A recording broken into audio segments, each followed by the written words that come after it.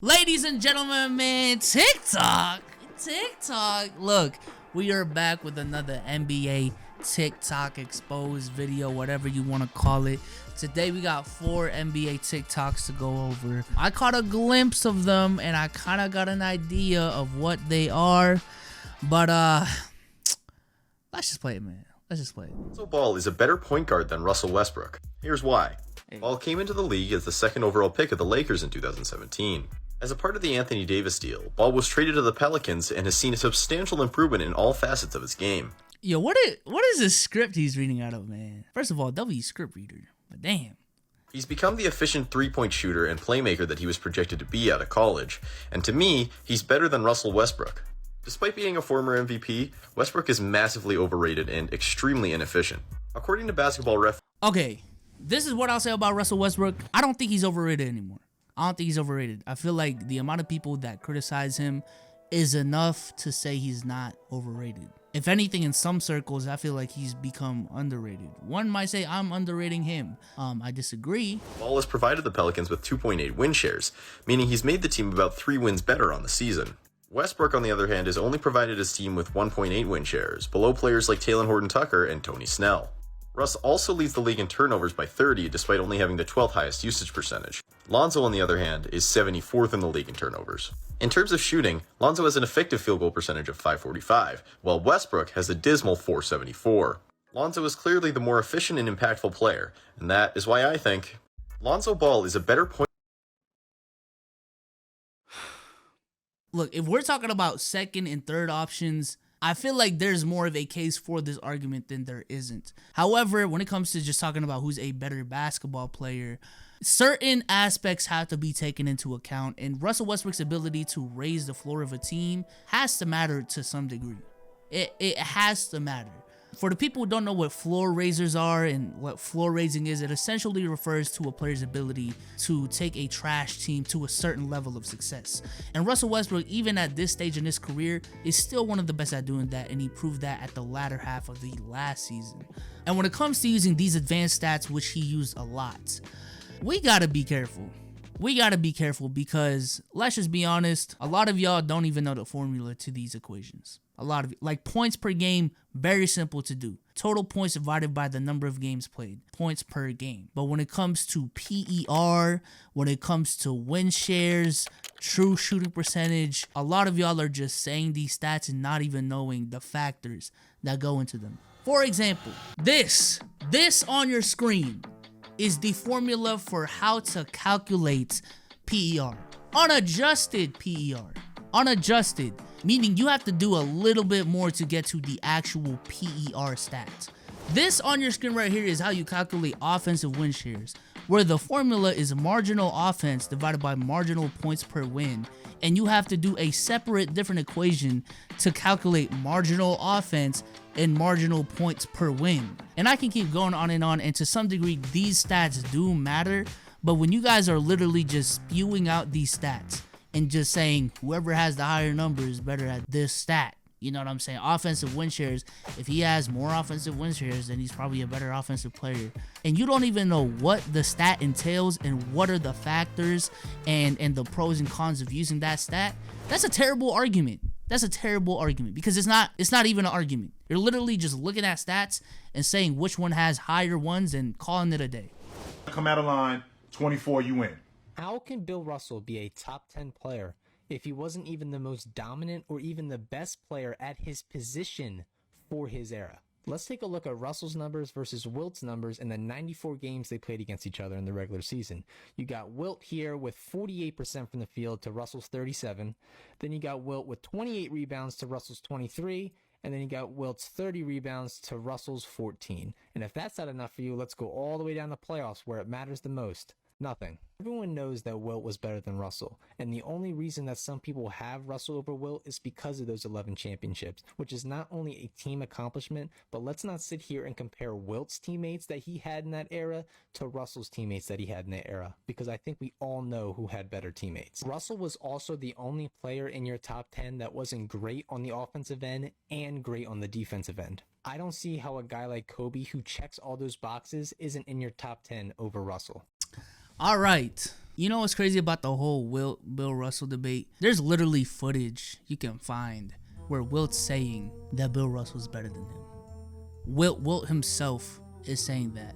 But I feel like all he really highlighted was like how good Wilt Chamberlain was for that time. Yes, when you compare Wilt Chamberlain to Bill Russell, Wilt Chamberlain is a more talented player. He's a more offensively gifted player. But when it comes to making these top 10 lists, a lot of people, and I mean a lot of people, base it off of their resume, right? Their resume, their impact on the game, their dominance during that era. And Bill Russell, when it comes to his impact on the game and his dominance in that era, checks a lot of those boxes. I feel like if you can kind of grasp exactly why Tim Duncan was great, despite him putting up like 18 and 9 later on in his career, the same should apply with Bill Russell, because again, you can find a lot of articles and footage and excerpts out there that point to the fact that Bill Russell deliberately took a step back individually in order for the team to be as good as they were. A lot of those Hall of Famers on his teams were really Hall of Famers just because he played with Bill Russell. It's either that or they made it to the Hall of Fame for other reasons, like being a coach, not as a player with Bill Russell. Obviously, when you compare his numbers to Wilt Chamberlain, his numbers are going to be lacking because Wilt Chamberlain is just that much of an anomaly. But how many players back then can you count on to give you 20 points and 25 rebounds a night? And they weren't tracking blocks back then, but he was probably averaging 7 to 8 blocks a game. Not a lot. Not a lot. I would say literally aside from Wilt Chamberlain, no one. Bill Russell was also a pioneer in many aspects of the game that we as basketball fans just take for granted. Like, for example, jumping to block a shot was something that was looked down upon until Bill Russell really popularized it. The idea of a fast break and pushing the pace was really something that those Celtics teams, really emphasized. But if it wasn't for Bill Russell's passing ability off of catching the rebound and his ability to throw outlet passes, that is something that Bill Russell helped in aiding. But when it comes to comparing the teammates of Bill Russell and Wilt Chamberlain, I feel like that is one of the biggest misconceptions in NBA history, because the gap between their teams is not as big as it seems, especially for those who think that Wilt Chamberlain was just this much better than Bill Russell. For example, in Bill Russell's very last year in the league, where he didn't even have a coach, he was the player coach of that team. Bill Russell had John Havlicek, Sam Jones, and Larry Siegfried, Don Nelson, M. Bryant. Let's just be honest, outside of John Havlicek and Sam Jones, you do not know the rest of this roster. The only reason you know Don Nelson was because of his coaching career, and Tom Sanders is one of those people you throw in those debates because he's a Hall of Famer, when look at the numbers he's putting up. Look at the numbers he's putting up. Meanwhile, on the other side of the court, you know what I'm saying, the team he's facing, Wilt Chamberlain had Jerry West and Elgin Baylor, and a bunch of other guys that, again, you probably wouldn't know. So from that perspective, it seems like they were pretty even. And even when you look at the series, it went to 7 games, and game 7 was only won by 2 points. Not only that, game 1 was only won by 2 points. Game 2 was won by 6 points. Game 3 was won by 6 points. Game 4 was won by 1 point. The only blowout in this game was game 5, when the Lakers won by 13. In 1967, Wilt Chamberlain had a squad that was good enough to win 68 games, was playing with Hal Greer, a Hall of Famer, Chet Walker, a Hall of Famer, and Bill Cunningham, I believe, is a Hall of Famer as well. This season, Wilt Chamberlain was playing with 3 Hall of Famers aside from himself.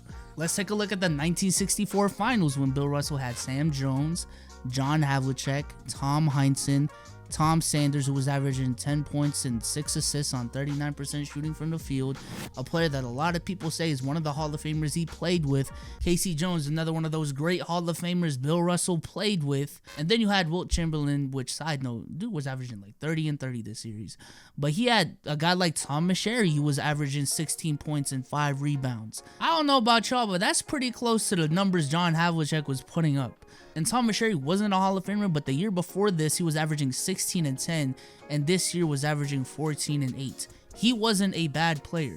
And then he had Nate Thurman. Oh my God, he was shooting 32%. But nonetheless, if we're talking about just pure talent, that is a Hall of Famer right beside him. A guy like Guy Rogers, another Hall of Famer right beside him. He was an all-star this year. And I can keep going on and on, but this idea that Bill Russell had such a stacked squad that Wilt Chamberlain just had no chance of winning is false. That is false. A lot of those series were really close. The gap between both players' help was not that big, especially if you think Wilt Chamberlain was just this much of a better player than Bill Russell. Next up, we got Boom again, man. Boom be going crazy. Hold on. Community, we got something to talk about. So when you bring up the fact that Michael Jordan played his entire career with the Chicago Bulls, we're not allowed to. Hold on. Yo, shout out to Boom for the lighting, bro. The lighting on these Boom videos are just exquisite. You know what I'm saying? Like, it's not perfect lighting, but it's menacing lighting. You know, it fits the mood. It fits the mood of these videos. To talk about the Wizards. On the other hand, you got LeBron James, who has won multiple championships with different squads in different cities, which is harder to do than winning 6 championships with the same core. Is it harder to win a championship with the same core instead of going into free agency whenever it looks like the future for the team is going down? Is it? Because as soon as LeBron saw D Wade and Chris Bosh were getting older and getting injury prone, what do? Went to Cleveland and went to Kyrie and K-Love. And if it was so easy, LeBron just wouldn't have left Cleveland in the first stint. He had the same core. Why would he leave? Boom. Why would he leave? Why would he leave? Let me know. To have success and win multiple championships playing with different superstars. It's way easier to win with the same core you've been playing with your entire career because y'all know each other's tendencies and y'all know how to win. LeBron James has never won the first year he's joined a new team. Then why have there been so many players who have played 10, 12, 15 plus years on the same team and have never won a championship? Why didn't John Stockton and Karl Malone win a championship? Why didn't Patrick Ewing win a championship? Why didn't Allen Iverson win a championship with the same core he had in Philly? Reason why? Because LeBron usually has to do it on the fly. Look at the Spurs dynasty. It wasn't because they assembled these super teams. He had 20 years of success because they had team chemistry. So if you're going the LeBron James route, joining different teams, you have to bring success with you. But that's on him. No one forced LeBron James to leave these teams. He went to these other teams. LeBron is just making his life harder than it needs to be. What Boom is saying is LeBron should have just never left Cleveland in the first place because he just needed a couple more years with Delonte West and J.J. Hickson, and they were about to take over the NBA, man. They just needed a little bit more chemistry. That's all they needed, man. Cause staying in Cleveland with that squad, with the chemistry that they had, LeBron's been there for 8 years now. Would have been easier than going to Miami, teaming up with Chris Bosh and D Wade and becoming one of the most talented teams in the league. Nah, staying in Cleveland was the easy route. Man, Boom, get out of here, bro. Next one. Holy shit. LeBron James may have made the worst decision in his career going to South Beach and interviewing his free agency. Y'all really keep thinking LeBron made super team. LeBron James has never played on a super team. Oh my God, this music is crazy. Boom, I know you're older than 15. I know you're older than 18. You were there. You were there when that team constructed back in 2010. And you mean to tell me 11 years later, just because of how hard you ride for LeBron, you're gonna change your past and say that when those three came together, motherfuckers weren't mad because of how stacked they were. People weren't burning jerseys because of how stacked they were. Go on YouTube right now and watch that Miami Heat party they had with Chris Bosh, D Wade, and LeBron from back then. The ones that released in like 2010. The like to dislike ratio is like 60-40. That's terrible. That is terrible. And that's for a reason. Because when those motherfuckers came together, people were pissed because of how good they were. Boom, what? Dwayne Wade and Chris Bosh didn't even play 60 games in their first season winning a ring. Oh, scary Cleveland who won 16 games the year prior.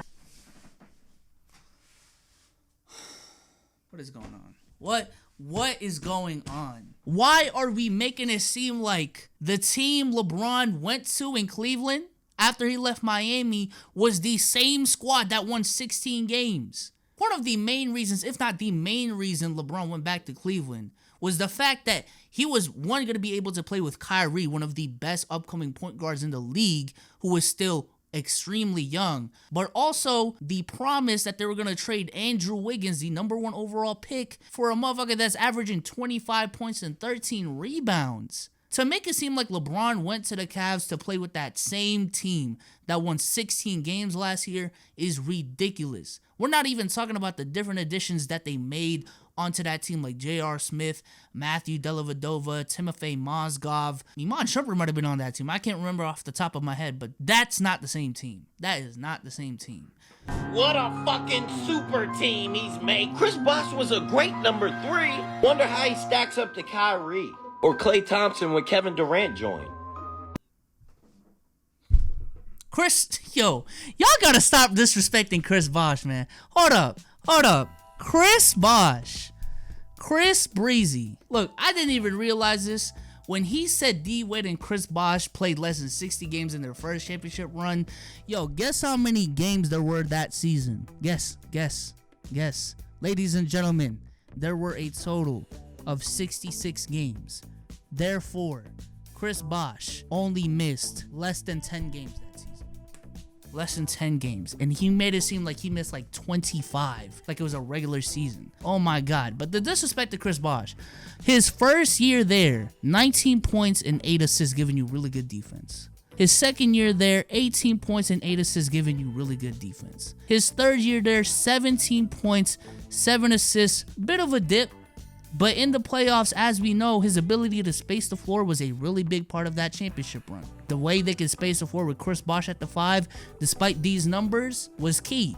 I don't get this idea of bashing Chris Bosh when he deliberately took a step back so that LeBron and D Wade can just be, at the forefront of this team. Chris Bosh could have easily made a scene about how he wasn't getting his touches, but he took a step back, focused on his defensive capabilities, his help defense, and his ability to stretch the floor, so the Heat back then could have been as optimized as they could be. LeBron James has never played on a super team.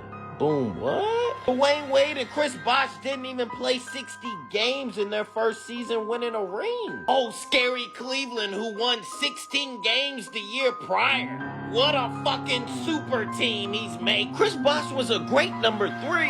Wonder how he stacks up to Kyrie. Or Klay Thompson when Kevin Durant joined. None of his supposedly superstar teammates stepped up when LeBron was having a bad series with the Mavericks. D Wade averaged 25 a game. Literally, if LeBron James stepped up, D Wade was going to be finals MVP. What? What the fuck? Ow. Like Kevin Love. That boy used to have 30-20 games. I remember that. But he came into Cleveland, looked like he didn't smoke some crack. Boy was down about 50 pounds and he stopped rebounding and just shot corner 3. I'm being so serious. What do you want Kevin Love to do? Do you want him to average like 25 and 15? While Kyrie's still averaging his 25 and LeBron's averaging 25, that's not the case. Even if you look at those super teams in the 80s, the third options on those teams back then were averaging like 15 to 18 points a game. Kevin Love and Chris Bosh were doing the same thing. I don't know what's the problem with them putting up those numbers. Like in 2017, K-Love was putting up 19 points and 11 rebounds a game. What do you want him to do? What do you want him to do? Pretty sure Atlanta went number 1 in the East one year. Yes, Kyrie Irving was part of those bad teams. And did he ever prove that he was a number 1? What makes him a super team is that you have 2 number 1s, right? Kareem, Magic, Scotty, Mike, Kobe, Shaq, right? Irving didn't even do anything in Boston. So how were the Celtics in the 80s a super team? Oh my God. All right. Third most reliable player in the playoffs was J.R. Smith. He wasn't. Goes to the Lakers. Then they trade for Anthony Davis, who was in New Orleans for forever. And only thing in New Orleans he proved was how sturdy his legs were. He comes to L.A., wins a championship. He was a top 10 player, I would say. But who the fuck was their third? Kyle Kuzma? That's not a super team. But they have 2 number 1s. Oh my God. Oh my God.